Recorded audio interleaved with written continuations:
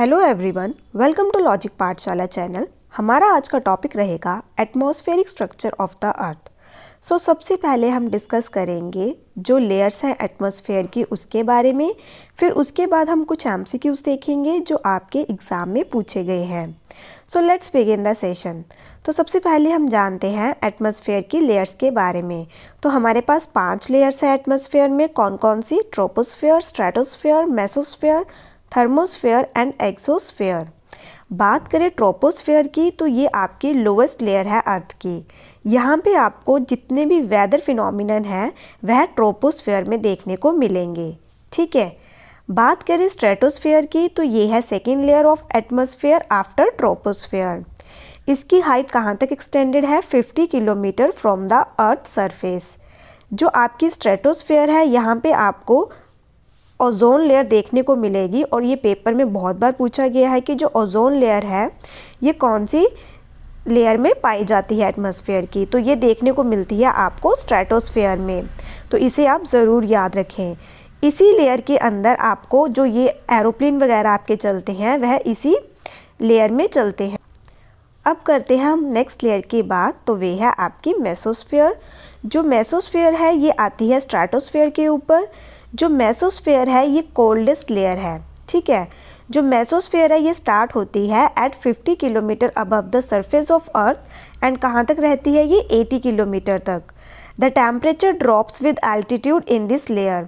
तो इस लेयर में क्या देखने को मिलेगा? जैसे जैसे आप ऊपर जाएंगे इसकी जो टेम्परेचर में है वह क्या आएगी? गिरावट आएगी। और जो आपके मीटियोर्स हैं वह इसी लेयर में क्या होते हैं? बर्न होते हैं। जो आपके मीटियोर्स हैं जब ये अर्थ की लेयर में एंटर करते हैं तो यहाँ पे ये क्या हो जाते हैं? बर्न हो जाते हैं, और जिसे कि हम क्या कहते हैं? शूटिंग स्टार भी कहा जाता है। ठीक है। नेक्स्ट बात करते हैं थर्मोस्फेयर की। तो जो ये लेयर है ये आपकी कहाँ पे देखने को मिलेगी? Above mesopause from 80 to 400 kilometre. तो थर्मोस्फेयर में क्या देखने को मिलता है? Radio waves that are transmitted from the earth are reflected by this layer. तो जो रेडियो वेव्स हम ट्रांसमिट करते हैं अर्थ से तो वह थर्मोस्फेयर में रिफ्लेक्ट होके वापस आती हैं। The temperature start increasing again with increasing height in this layer. तो इस लेयर में जो टेम्परेचर है वह फिर से स्टार्ट हो जाता है इंक्रीज करना। ठीक है।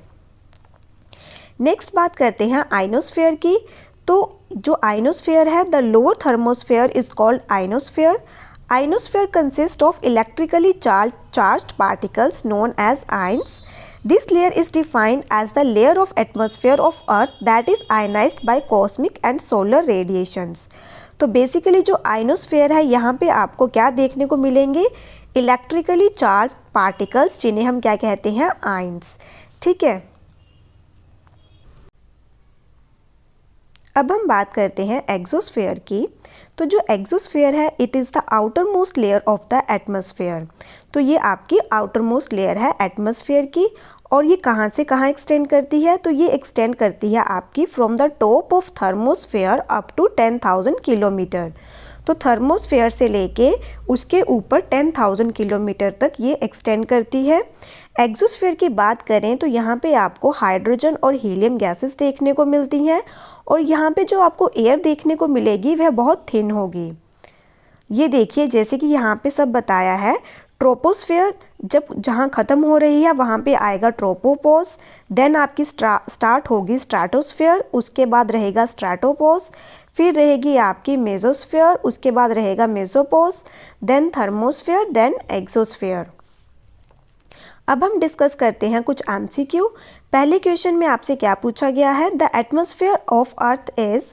तो इसका आंसर क्या रहेगा? तो इसका आंसर रहेगा ऑप्शन ए। जो एटमॉस्फेयर होता है अर्थ का is layer of gases that surrounds the earth. Next question is the atmosphere of earth is written by. जो एटमॉस्फेयर होता है अर्थ का इसे रिटेन कौन करता है? तो वे करती है अर्थ की ग्रेविटी। तो इसका आंसर रहेगा option A. It is kept in place by the pull of Earth gravity. If Earth was much smaller planet like Mercury or Pluto, its gravity would be too weak to hold a large atmosphere. तो basically जो अर्थ की gravity है वह atmosphere को क्या करके रखती है? पकड़ के रखती है। ठीक। Question number 3 is the atmosphere of earth protects life on earth. तो आपके पास जो ये 3 ऑप्शंस हैं इन्हें आप एक बार देखें। तो देखिए पहले ऑप्शन में क्या बात की गई है, by creating pressure allowing for liquid water to exist on the earth surface. तो बेसिकली जो एटमॉस्फेयर है अर्थ का, ये क्या करता है, प्रेशर क्रिएट करता है ताकि जो अर्थ के सरफेस पे क्या रहे, लिक्विड वाटर रहे। सेकंड की बात करें तो इसमें क्या कहा गया है, बाय एब्जॉर्बिंग अल्ट्रावायलेट रेडिएशंस। तो जैसे कि मैंने आपको बताया है, जैसे ये अर्थ है और ये है इसका एटमॉस्फेयर और ये है सन, और ये सन की रेज़ आ रही हैं। तो जो सन की हार्मफुल रेज़ रहती हैं उसे क्या करेगा, जो स्ट्रेटोस्फेयर रहेगा उसके अंदर जो ओजोन लेयर रहती है वह उसे अंदर एंटर नहीं करने देती, लेकिन जो बाकी रेडिएशंस होती हैं वह एंटर करती हैं, जिसे कि हम क्या कहते हैं, इंसोलेशन। इंसोलेशन का मतलब क्या होता है, तो उसे हम कहते हैं इनकमिंग ऑफ सन रेज। तो जो वो सन रेज आती हैं कुछ क्या करेंगी, कुछ तो रिफ्लेक्ट हो जाएंगी, वापस चली जाएंगी, और कुछ इसके अंदर ट्रैप हो जाएंगी, जिससे कि जो हमारा अर्थ है वह क्या रहता है, वार्म रहता है, और ये बहुत ज़रूरी है। तो इसके लिए इसका आंसर क्या रहेगा, option D. Next question is by volume dry air contains. तो इसका आंसर रहेगा option C, that is 0.93% of argon. देखिए by volume dry air is composed of nitrogen कितनी है, 78%, ऑक्सीजन 20.95%, आर्गन रहेगी 0.93%, कार्बन डाइऑक्साइड रहेगी 0.03%। Next question is the atmosphere. तो आपके पास ये 4 ऑप्शंस हैं, आप इन्हें एक बार देख लीजिए।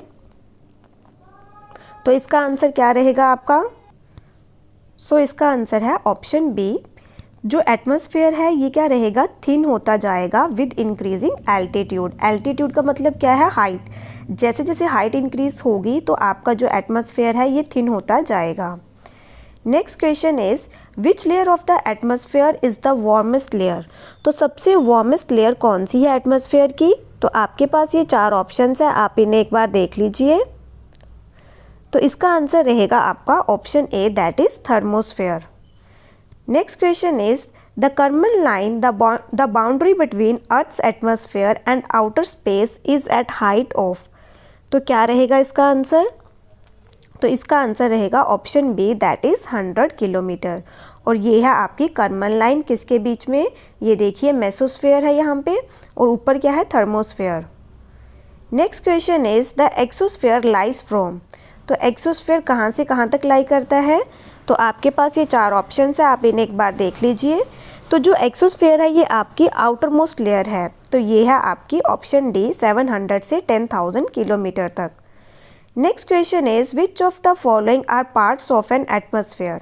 तो इनमें से कौन से हैं जो एटमॉस्फेयर के पार्ट हैं, तो आपके पास ये 4 ऑप्शंस हैं, आप इन्हें एक बार देख लीजिए। तो इसका आंसर रहेगा ऑल ऑफ दिस, क्योंकि जो एटमॉस्फेयर है it comprise of 5 layers. Next question is which of the following contains most of the satellite orbiting earth. तो कहाँ पे देखने को मिलती है आपको सैटेलाइट्स, तो आपके पास ये 4 ऑप्शंस है, आप इन्हें एक बार देख लीजिए। तो इसका आंसर रहेगा आपका option C, that is thermosphere. तो ये देखिए यहाँ पे है आपका थर्मोस्फेयर, और ये देखिए आपकी सैटेलाइट्स, और ओजोन लेयर कहाँ पे है आपकी, स्ट्रेटोस्फेयर में। Following is also refer to as exobase. तो किसे कहते हैं हम इसे, इसमें से एक्सोबेस किसे कहा जाता है, तो इसका आंसर रहेगा आपका option C, that is bottom of the exosphere. तो ये देखिए एक्सोबेस, ये देखने को मिलेगा आपको यहाँ पे, ठीक है। नेक्स्ट बात करते हैं the highest layer that can be accessed by jet powered aircraft. तो कहाँ पे चलते हैं आपके एयरक्राफ्ट्स, तो ये चलते हैं आपके स्ट्रेटोस्फेयर में, तो इसका आंसर रहेगा option B. Next question is which of the following contains रफली 80% ऑफ द अर्थ एटमॉस्फेयर। तो कौन सी लेयर है जिसके अंदर आपको 80% अर्थ एटमॉस्फेयर देखने को मिलेगा, तो वे है ट्रोपोस्फेयर। यहाँ पे सारे वेदरिंग फिनोमिनन भी देखने को मिलते हैं।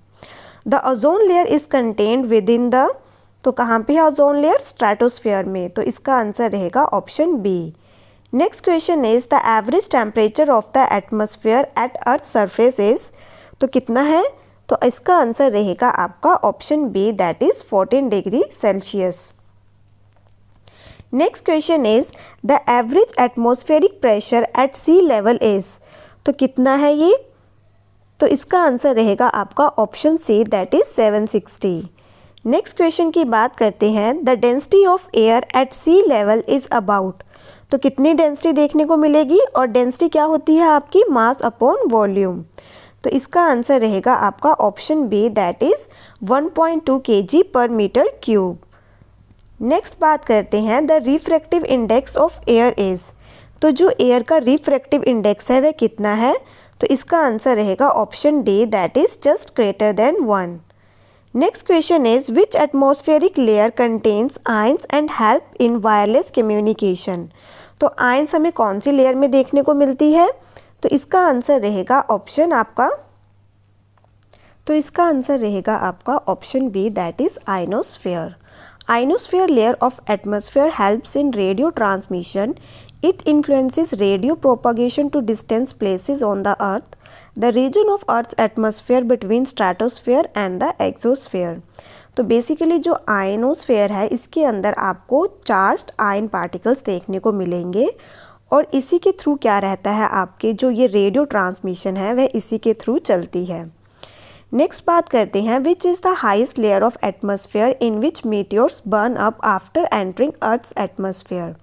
तो जैसे कि मैंने आपको बताया था, जब मीटियोर्स एंटर करते हैं अर्थ के एटमॉस्फेयर में तो वे क्या होते हैं? बर्न हो जाते हैं। तो ये कौन सी लेयर में होते हैं? तो ये होते हैं आपके मेसोस्फेयर में। Next question is, in the context of mesosphere which of the following statement is not correct, तो इसमें से आपने बतानी है कि मेसोस्फेयर के कॉन्टेक्स्ट में कौन सा इनकरेक्ट है। तो फॉल्स स्टेटमेंट आपने इसमें बतानी है। तो हम ये सारे पॉइंट्स डिस्कस करते हैं। सबसे पहले बात की गई है, it is directly above the stratosphere. तो बेसिकली ये है आपके ट्रोपोस्फेयर, स्ट्रेटोस्फेयर एंड मेसोस्फेयर। तो जो मेसोस्फेयर है ये क्या है? स्ट्रेटोस्फेयर के ऊपर है ना, तो ये पॉइंट ठीक हुआ। नेक्स्ट की बात करते हैं, it is the third layer of the atmosphere. तो येस, ये थर्ड लेयर है आपकी। Meteorites burn up in this layer on entering from the space. तो इसे भी हम कर चुके हैं डिस्कस कि जो मीटियोराइट्स हैं जब वह इस लेयर में एंटर करते हैं तो वह क्या हो जाते हैं? बर्न अप हो जाते हैं। तो इसका आंसर रहेगा आपका ऑप्शन डी, क्योंकि ये है इसकी फॉल्स स्टेटमेंट, क्योंकि यहाँ पे आपको टेम्परेचर इंक्रीज नहीं डिक्रीज देखने को मिलता है। Question number 22 is the nitrogen in the ecosystem is circulated by, तो इसका आंसर रहेगा option B, that is bacteria. तो बेसिकली क्या रहता है, जो नाइट्रोजन है ये कन्वर्ट होता है किसमें? अमोनिया, और अमोनिया का क्या फॉर्मूला है? NH4। और ये सब प्रोसेस को हम कहते हैं नाइट्रोजन फिक्सेशन, और ये इसमें कौन रोल प्ले करता है? तो वे करता है bacteria. Next question is the layer of very rare air above the mesosphere is called, तो उसे हम क्या कहते हैं? तो इसका आंसर रहेगा आपका, तो ये है थर्मोस्फेयर। तो इसका आंसर है option D. Next question is which of the following is not correctly matched, तो इसमें से आपने बताना है कि कौन ठीक मैच नहीं मैच किया हुआ। ठीक है, तो करेक्टली मैच कौन सा नहीं है? तो वे है थर्मोस्फेयर, क्योंकि यहाँ पे बर्निंग ऑफ मीटियोर्स नहीं देखने को मिलते। जो बर्निंग ऑफ मीटियोर्स है ये देखने को मिलते हैं मेसोस्फेयर, और जो बाकी सारे हैं ये सारे करेक्ट हैं। 25th is which of the following is the source of carbon dioxide in the atmosphere, तो कौन सा सोर्स है कार्बन डाइऑक्साइड का? प्लांट्स एंड एनिमल रेस्पिरेशन है, वोल्केनोस है, ऑर्गेनिक डिके भी है। तो इसका आंसर रहेगा option D, that is all of the above.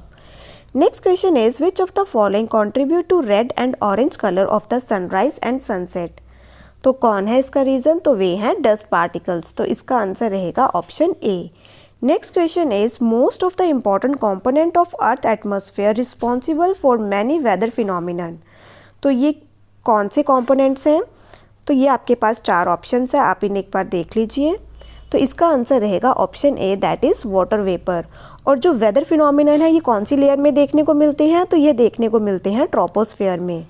Next question is which of the following is not a permanent gas in the atmosphere, तो इसमें से आपने बतानी है कि कौन सी गैस परमानेंट नहीं है। तो वे है आपकी ओजोन। तो इसका आंसर रहेगा option A. Next question is mesopause lies, तो ये कहाँ पे लाई करता है? तो इसका आंसर रहेगा option C, that is between mesosphere and thermosphere. जैसे ये आपका ट्रोपोस्फेयर है, ये स्ट्रेटोस्फेयर है, ये मेसोस्फेयर है।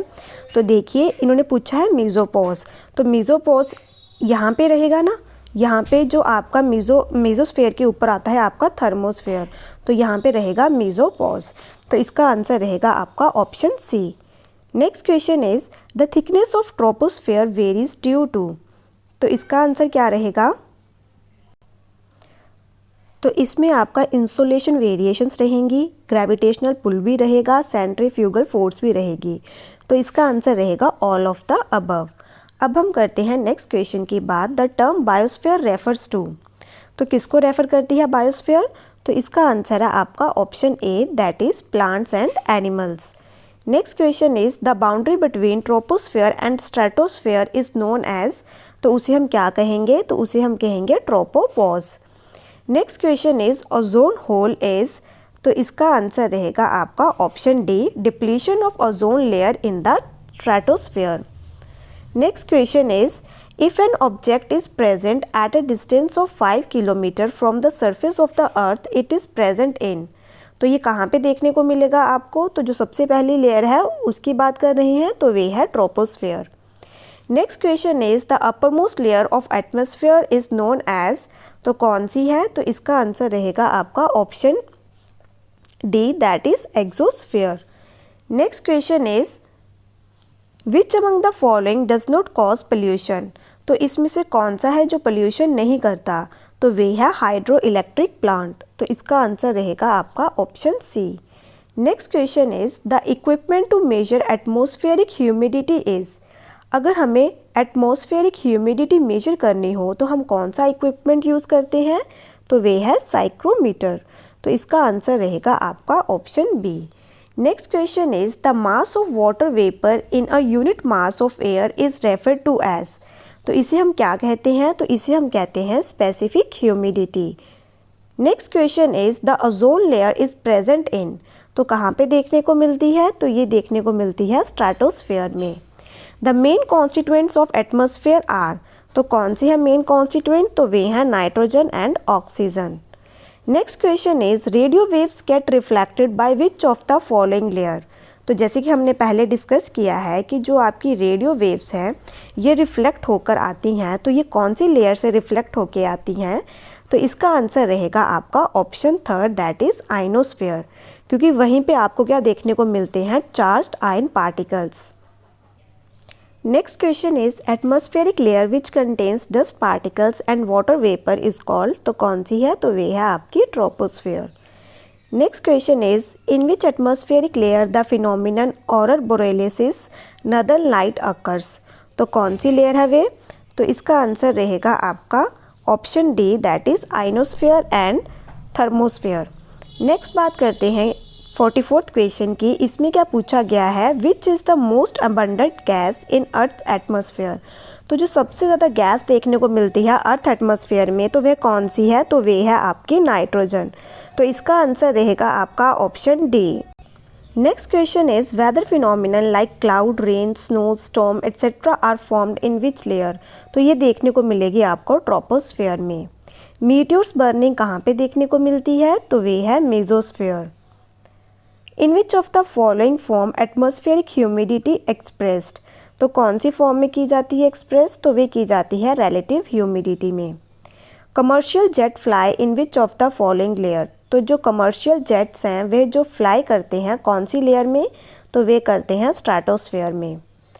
The velocity of wind is measured by. तो कैसे मेजर की जाती है वेलोसिटी ऑफ विंड को? तो इसका आंसर रहेगा आपका